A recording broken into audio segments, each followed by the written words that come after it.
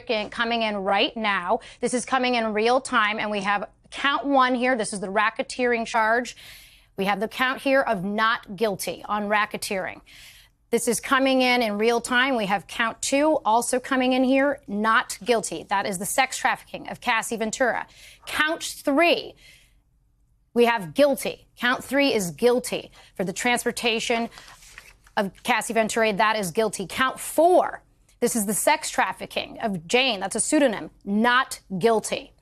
Count five, we have guilty.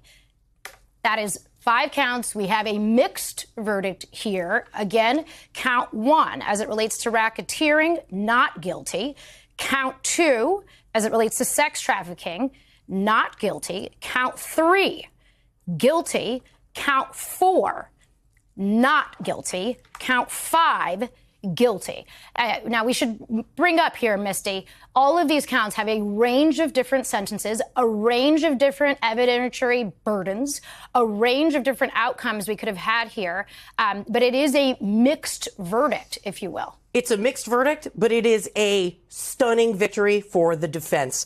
The Mann Act, these charges, these were the easiest for prosecutors to prove, the lowest hanging fruit, merely required showing that state lines were crossed for the purpose to engage in prostitution. We saw a lot of evidence on these charges, did not have that element, Laura, of force, fraud, or coercion. And this carries the lightest sentence of these charges. It is a maximum of 10 years. Mm-hmm. And keep in mind, when you're talking about maximums aren't the rule. They are the exception. They're for the most exceptional and severe cases. So now you're talking about a sentence that's potentially in the lower range with time served because he's been behind bars.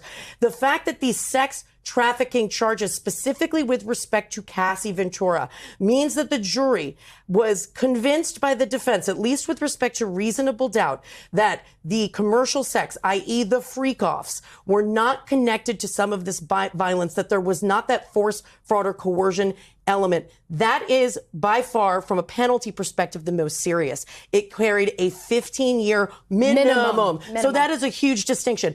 This is the best case scenario, in my view, for the defense. A lot of us opined yesterday that when the jury asked for a readback of Cassie Ventura and Daniel Phillips, one of the escorts' testimony, that read perhaps negatively for the defense. The jury was digging in to see if there was that force, fraud, or coercion. Clearly, it went the other way. And, it's interesting because the prosecutors had told them you don't have to find force, fraud, or, coercion on every single instance that he did this, right? You only have to find one. It doesn't have to be that this happened every time. But for the racketeering,